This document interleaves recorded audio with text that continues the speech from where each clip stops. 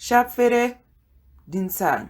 What is happening, guys? Welcome back to Shapfere Dinsang. I am your host with the most, Ikamala Munumbulelo. Thank you so much for taking the time out to listen to my 2 cents worth of banter about your favorite people in South Africa, but also not limited to, your personalities in those, overseas or wherever.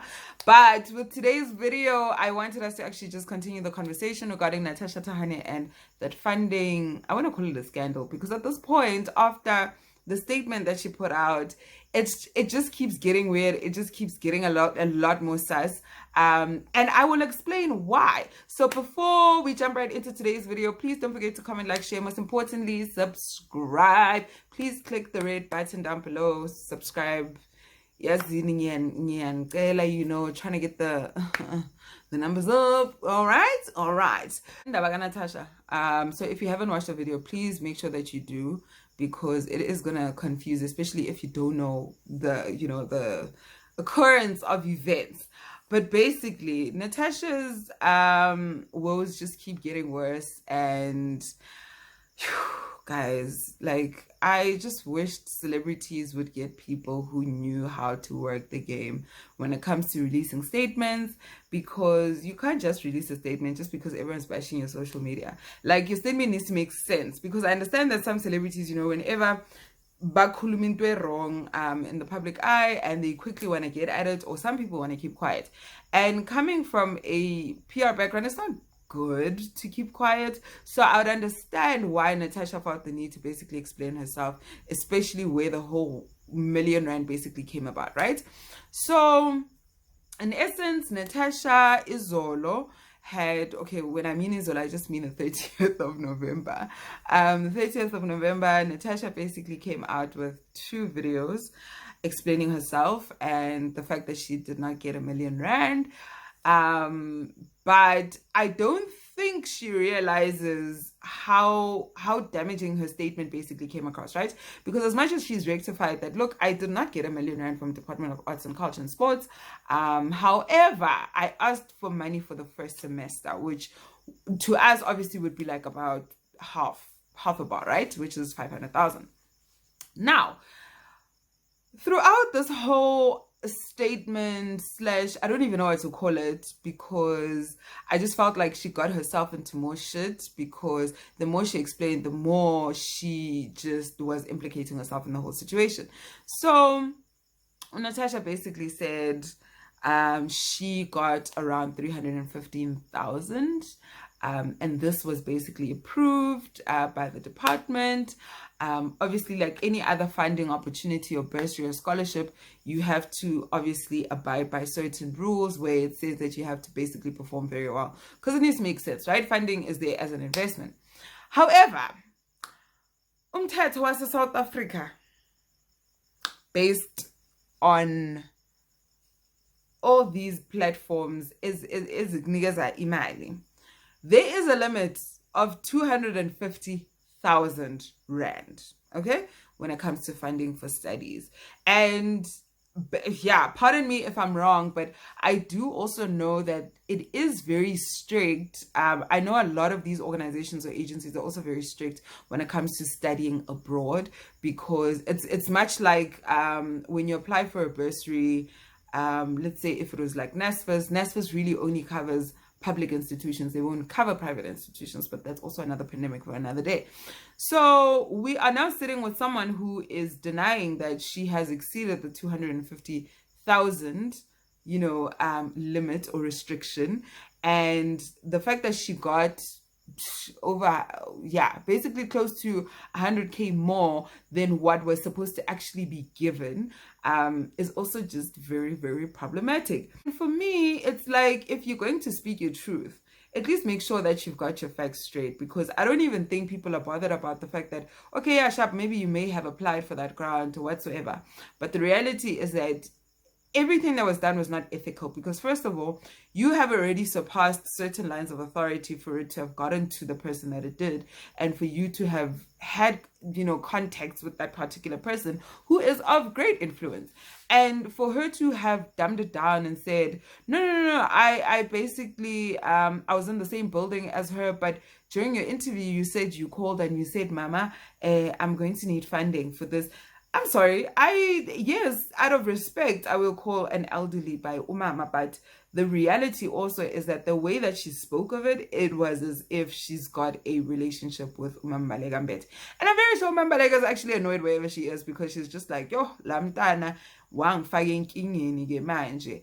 And so that's my 2 cents on it. Like it's very, very frustrating, because thinking about it, so many people get rejected for trying to apply for funding, no matter how good they are. The fact that this is the very same department that couldn't even issue out COVID relief funds or grants to all these creatives that basically applied for it. And it makes me kind of feel, it makes me feel uneasy, because as much as, you know, Natasha is talking about an incident that happened back in 2017 or 2018, I can't help but think so many creatives out there that have been trying to source funding for their projects, for their studies, it just keep getting rejected. And because I suppose she's famous, because she's got connects, because she's related to someone who's well known, it was really that easy for her to just step in there, get whatever it is that she wants, and then she's out. The rest of the money that went towards tuition, she basically raised with her grand sister. I don't even know what a grand sister is, but all right, Natasha. So yeah, but basically, for context, this is what she said verbatim out of the horse's mouth. And you tell me what you guys make of it.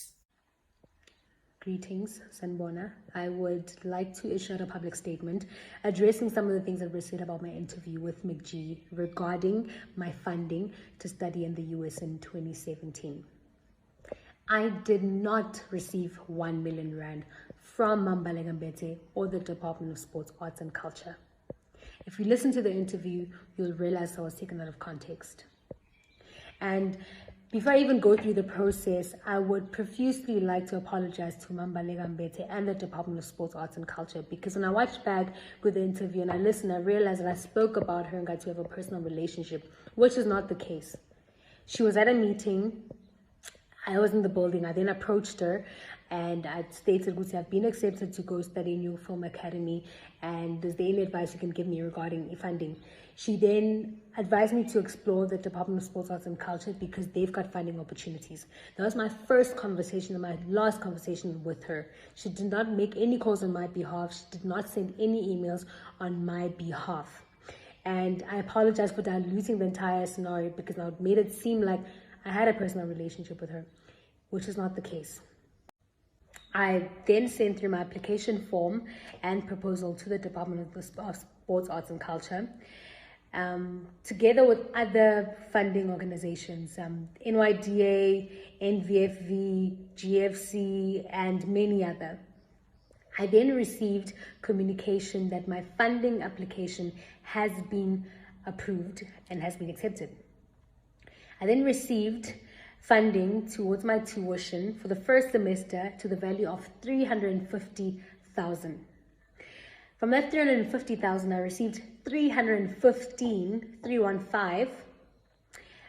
to pay towards my tuition. I then had to submit a report with my grades and showing that I am at school and I'm attending at school, to then receive the outstanding balance of 35,000, which summed it up to the 350,000. I did state in the interview that I received money from the Department of Sports, Arts and Culture, and I received for the first semester, and my grand sister helped me with the retirement money for the second semester, and I still owe tuition.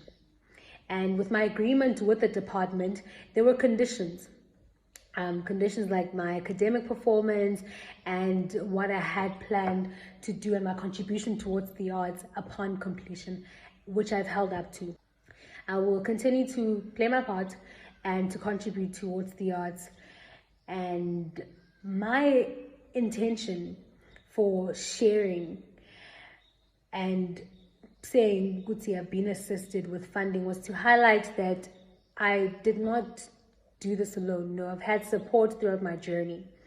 And without the funding from the Department of Sports, Arts and Culture, I wouldn't have pursued my dream of studying abroad. And I truly appreciate it. And I'm sorry for the miscommunication and diluting the entire story. Thank you. Look, personally, I just feel like Natasha just must take her L. She must also accept that she's got all this privilege. Um, and just own it like a white person, guys. Like, Abelung are not even apologetic for the privilege that they have for Imalabanayo.